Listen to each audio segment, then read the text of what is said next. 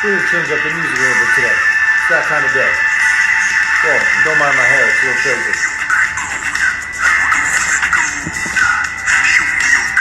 What's up, everybody?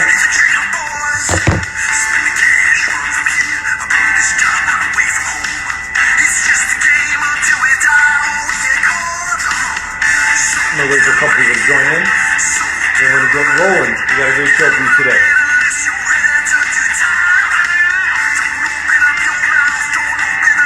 Crazy, look at my hair.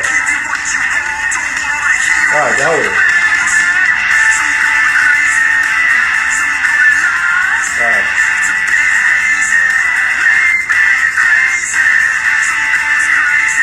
Oh, what's up, Nazia? Hi, Nazia. Hi, Yusuf. Yusuf, you were not the first one to join today. Nazia was. She joined before you. You're late, Yusuf. Alright, we're going to jump right in. Thank you so much for joining. This is segment number 24. What the fuck is going on with my hair? Sorry, everybody. This is very weird. Okay. Alright, this is even worse. This is crazy. Alright, tell me where you're all from while I try to figure out what's going on with the way I look today. Tell me where you're all from, and we're going to start Stories of Hope number 24. We have an amazing... Nazia, don't laugh at me. That's just crazy. Because I didn't see what I looked like until right before I came on this video. So, Yusuf, I'm glad you find that very funny. So, let's see here. Where's everybody from? Where's everybody from? You have a business plan? Okay, so send it to Yusuf. He wants to hear your business plan. Okay. What's up, Kerala? I was in Kerala for the last month. Now I'm back in Mumbai. U.S., very nice. Where from the U.S.? I want to know. That's where I'm born. Oman, I love that.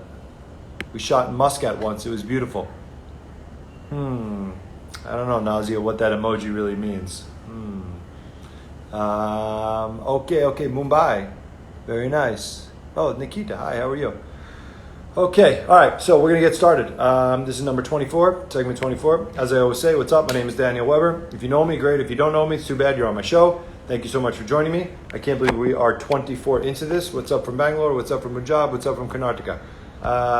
So we are going to dive right in. I'm going to speak really fast. If you don't catch something, it doesn't mean you're slow. It means that I'm just speaking really fast, and you can catch us on YouTube, on Facebook, and on IGTV afterwards. What's up, Assam? And what's up, Calcutta?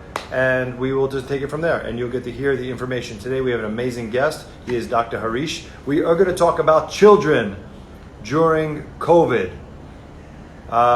There is so much to talk about, the effects on children, what's been happening, and the expert is Dr. Harish. He is amazing. So all of you who have kids, you should, what's up, Bangladesh? You should check this out because I think that it is something important. I myself have children, and I know a bunch of you do, and I think this is a topic we have not covered in 24 segments. We've had not one specialist for children.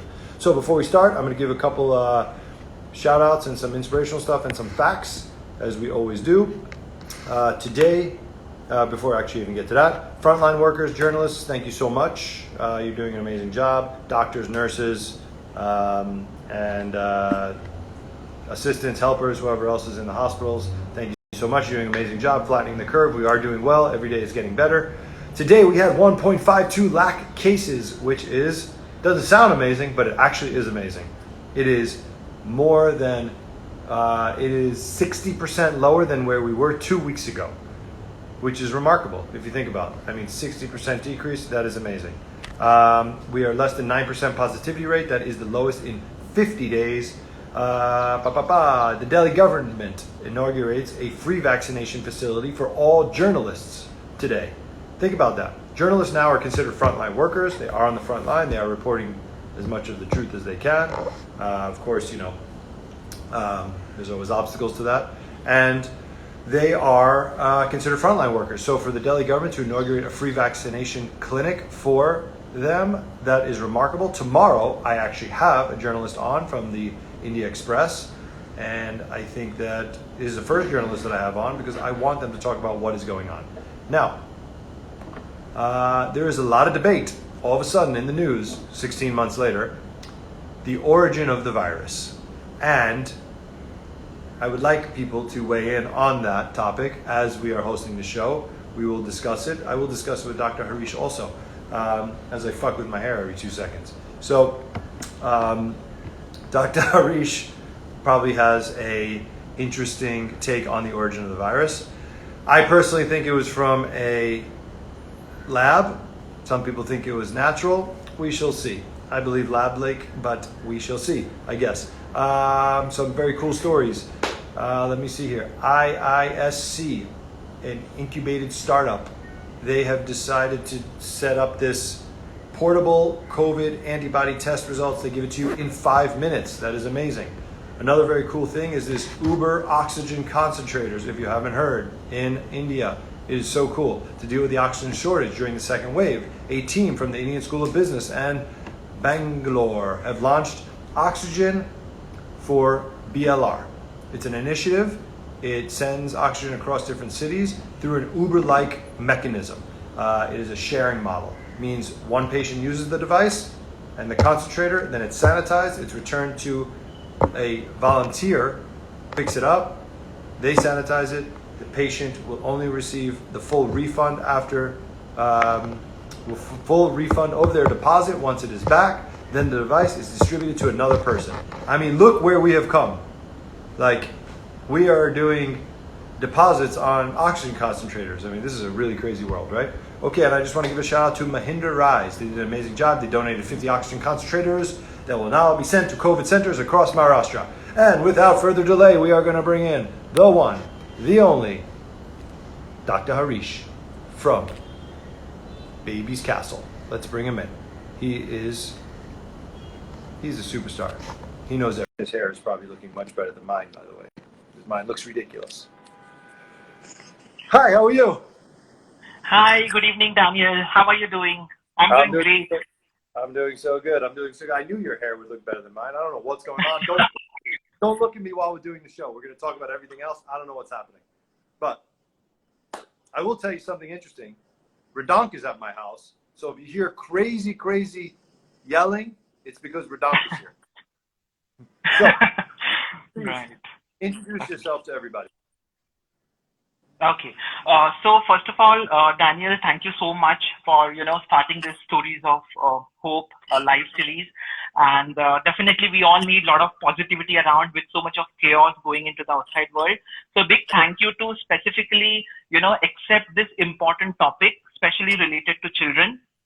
And we all know COVID is a central point of discussion, but so many different things when we look about the future generation, children are more vulnerable and they are, somewhat we need to throw light and empower the community.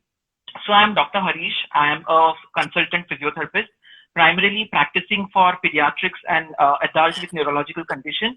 And I'm based in Mumbai with an organization called Baby's Castle. You are the first children-centric, child-centric doctor that we have had on in 24 segments, just to let you know. So I'm very proud of this. And it was an honor to have you here. I know most of the time I don't know my guests, but you I do know probably for a few years now, and we've done some great things together. So I am honored to have you here. Now, we are going to dive right in. We keep the show very short and very focused on topics, so except for myself, who goes off sometimes, but you will be very focused. I know that. Now, the pandemic and COVID.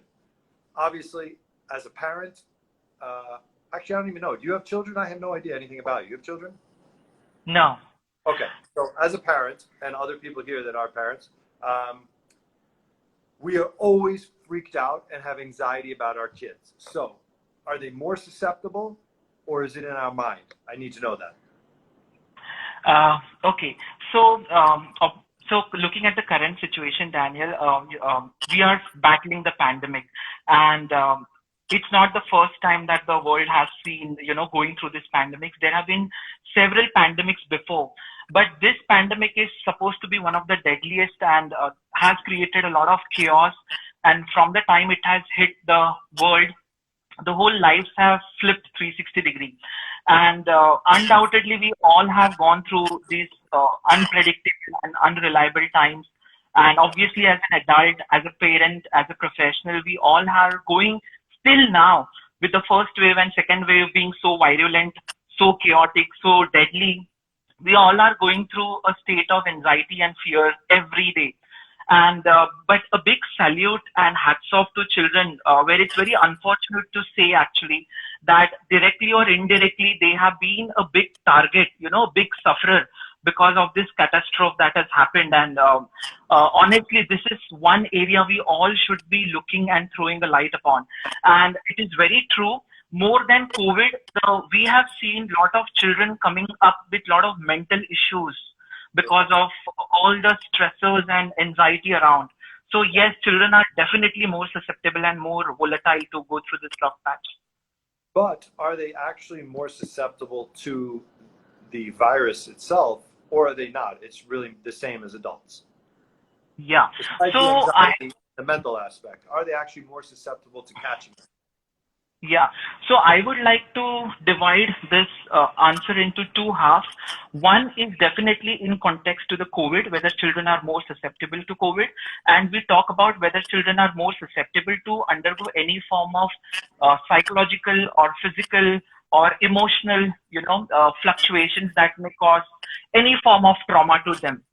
So one, obviously COVID, we need very good immunity to tackle this. And what research says that the immune system is different in children compared to adults. There are a lot of specialized immune cells which eventually fade out as we age. And that is one reason why adults are more susceptible. And obviously a lot of comorbidity added to that adult can also increase the risk of COVID. But when we look at children, they have different immune system. Their innate immunity is very strong. They have a larger number of T cells, the T memory cells, which help them to combat and control the inflammation. So I know there are a lot of speculations and a lot of talks about the third wave where they are talking about children being on the... And that was actually a later question, but I wanted to ask you. But everyone is saying, oh, the third wave is going to hit children. So the risk is always there, but what research says, if we look at the immune system, if we look at their composition, the melatonin level, their physical, structure, children will usually show milder side of cases. But because this virus is so evolving, it's mutating so rapidly, again, we cannot back up on the present situation. We never know what is going to happen in the future. So it's better that we prevent and we tackle in a better way. Hypothetically, theoretically, if we see, children definitely are on a safer side than adults, but they still can be a carrier. Yes, I know they're a carrier. Typically, children that I have known who have gotten it are sick for 2 to 3 days or, asymptomatic. But, right now there's a lot of fear being spread because of third wave. Oh, children. I thought maybe that would be because adults are being vaccinated. So maybe the vulnerable population that is left is children because by the third wave, which we think is September, October, November, they don't really know. You would already have, let's say, I don't know, 20% of India maybe vaccinated by then, who knows. But around the world, you'd have a larger percentage. So maybe it's just that, children are the ones that are left vulnerable. But I guess we won't really know that. So, now, impact, development of newborns, infants, toddlers. What do you think the development, but long term? Because I wonder about my own children too. Are they going to be like totally screwed up long term?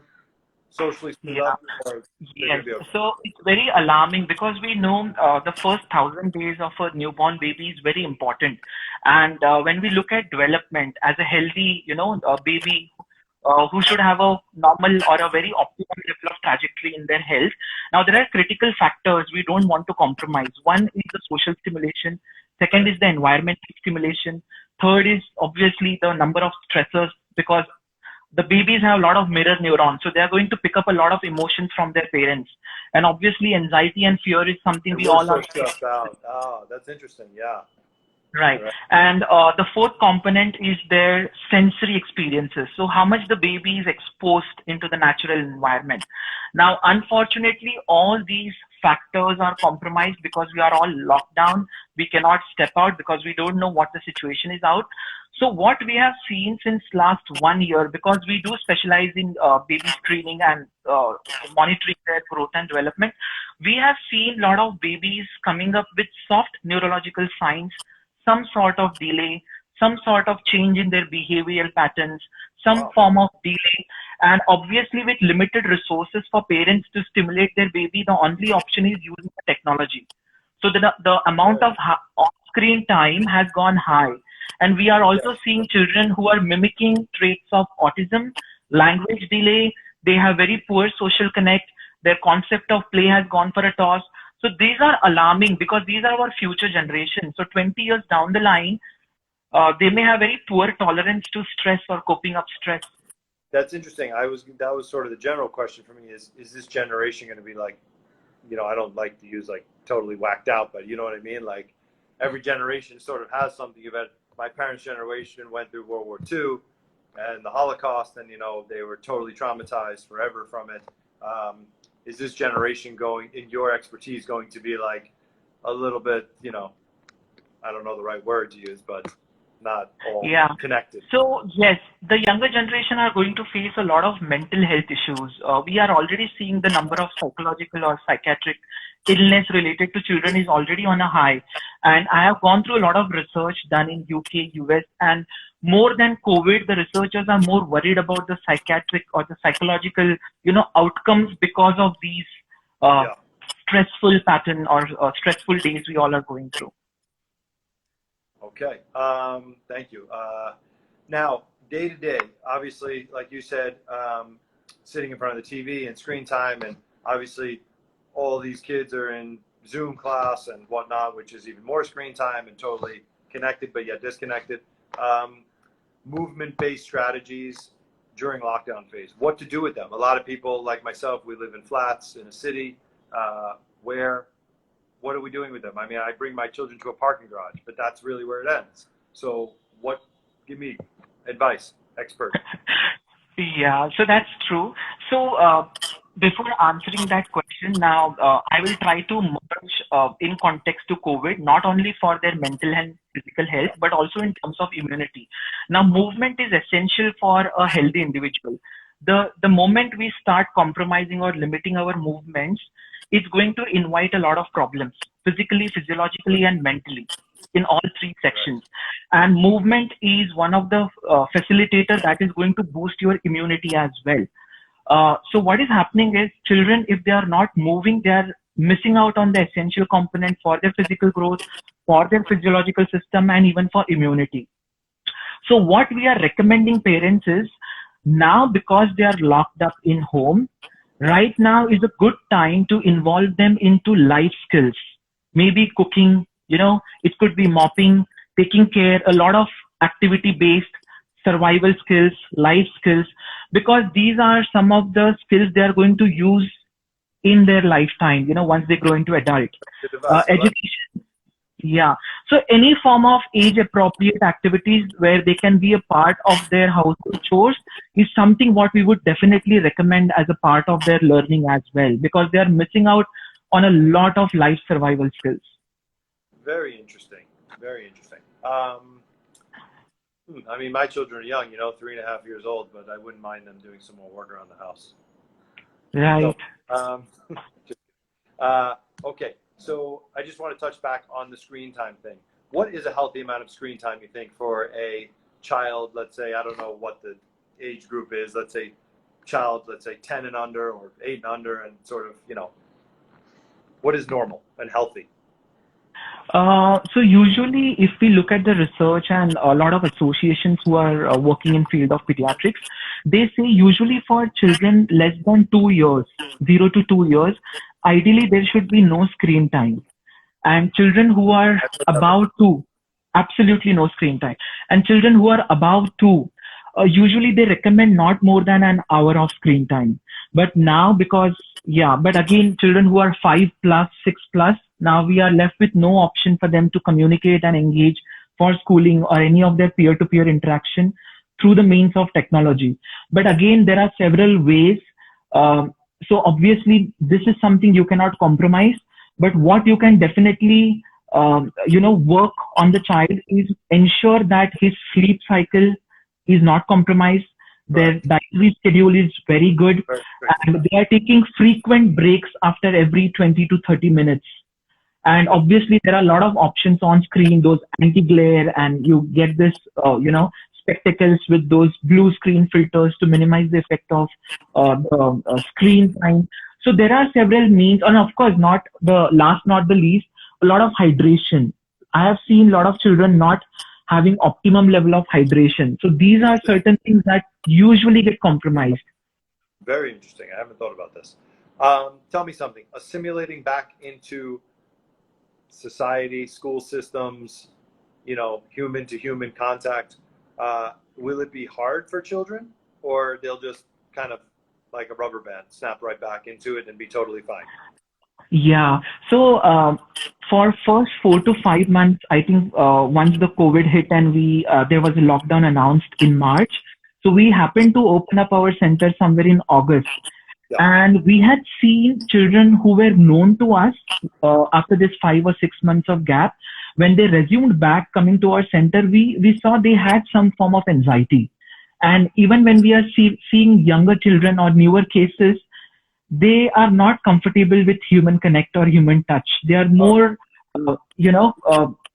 frozen. They are more scared to connect, and they will be happy to be isolated. They will not want to engage. So that is, again, they are missing out a lot on their social stimulation as well. Do you think that adults are better with this just because we comprehend it better, or we'll also be sort of screwed up in some manner as well? Pardon my language. Can you repeat the question, Daniel, again? Do you think that adults will cope with this better, assimilating back into regular society, or do you because we understand it, or do you think we also somewhere in our adult brains will be, sort of messed up in some way, shape, or form as well? I think it will be affected in some way. It will be affected in some way. I have seen a lot of adults also, going through phases of anxiety, and Yeah. especially if these adults have genetically inherited, anxiety through their parents, they were more susceptible. But I think we all have passed through this couple of months of, stressors. And I have seen this anxiety giving rise to a lot of physical as well as psychological problems. So I think it applies to both children and adults as well. So pretty much the best profession for, is going to be like psychologist, therapy, A mental health, yeah, mental health is going to be like the number one profession in the next yeah. decade. So For sure. yeah, so actually yes. I network with a lot of business people, and we usually try to understand what the future is going to be. So a lot of people have projected the healthcare system is one aspect which is going to boom in coming years. So it's going to be one of the key factor to look into the health, the physical, mental, and of course the general health. I'm sure. Okay, just one or two more questions for you before I let you go. Now, this is a question I ask every person that I have on my segment, and also every professional. When is this done? Yeah. Yeah. So, Daniel, even if you see the current situation, unfortunately, we all are focusing on treatment-based strategies. A lot of money is spent on infrastructure and medical facilities. Very less, and I would say the percentage of effort that's been made to empower people or enlighten people is very less. I feel if you want to battle, every citizen of the country is like a warrior. We all are battling this COVID. And the only way to contain or prevent or stop this virus is empowering ourselves, empowering our community, enlightening our community, and knowing what are the myths and facts related to COVID-19 and following all the SOPs, get vaccinated, follow all the means that will empower and enhance your immunity. Because even today, with second wave at the peak, we see a lot of people in the community outside still not masking, not social distancing. It's so crazy if I'm somewhere, I'm like, how is that even possible 16 months later? Yeah, so I still feel a lot of role models, a lot of bigger names who can influence. They should come out and talk a lot on preventive measures. The only way to stop is prevention, because if the cases continue to go on a high, you will be exhausted of your resources one day. That's never going to be a solution. Correct. So this could be controversial. I don't know, but because it is very much in the news right now. Natural or lab based? Okay. So I have been watching a lot of documentaries and obviously seeing China's reaction. And even if we try to recollect the time frame, when these initial cases were detected, who were the doctors, and how the documents were tried to be hidden by the government. And China had literally, closed the doors for all the investigations. Right. And even WHO took a lot of time to finally call it as a global threat. And I think it was around March that they mentioned officially that it is a pandemic. And 3 months was huge because I think we were in that Chinese transit New Year where people were traveling in and out across the globe.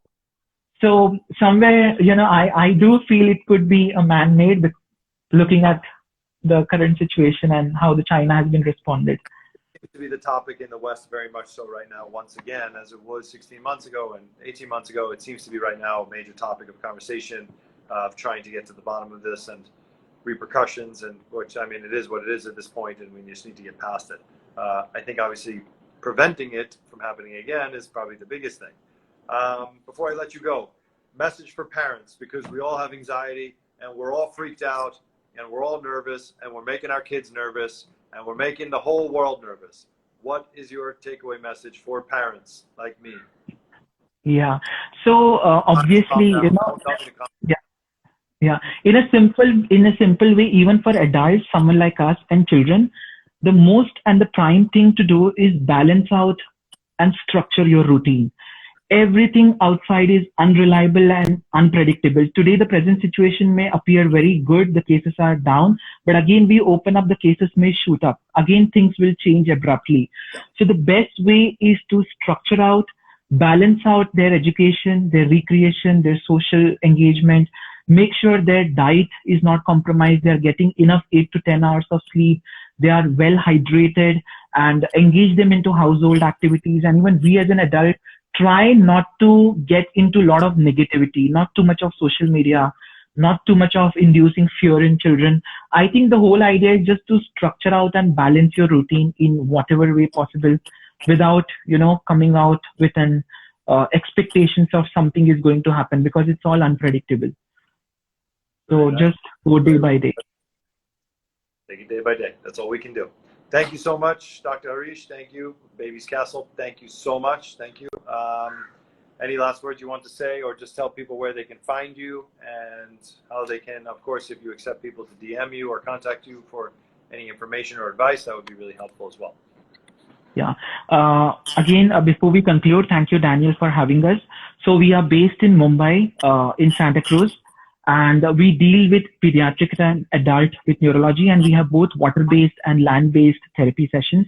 And any person, any family having concerns in context to their babies or children, do connect with us. You can follow our page at Baby's Castle. We'll be more than happy to help you out.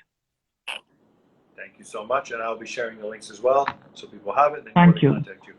Thank you. Stay safe. 1 mask, 2 masks, Thank 5 you, masks, whatever they tell you to do, wear whatever. Thank you so much. Thank you so much. Thank you. Take care. Okay, so that was the one, the only Dr. Harish from Baby's Castle. He is amazing. I know him for a few years now, doing great work. Even my own kids were there. So besides my own anxieties, I'm sure I'm giving my kids anxieties. Thank you so much for joining me on segment number 24, I think it is, 23 or 24. Thank you so much. I appreciate it.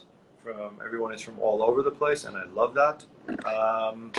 And that's it. If you need to rewatch this because we spoke too fast or you want some information, you can go to IGTV, Facebook, YouTube, and you can also DM any questions you have to me or Dr. Harish or any of the other resources that we've had, whether it's for oxygen, medicine, ICU beds, rides to the hospital, some food parcels, anything at all that you need, you can DM, and we could help you out, or we will help you get help through someone else, even if it's blood, plasma, whatever. We've helped so many people out. They've DM'd us.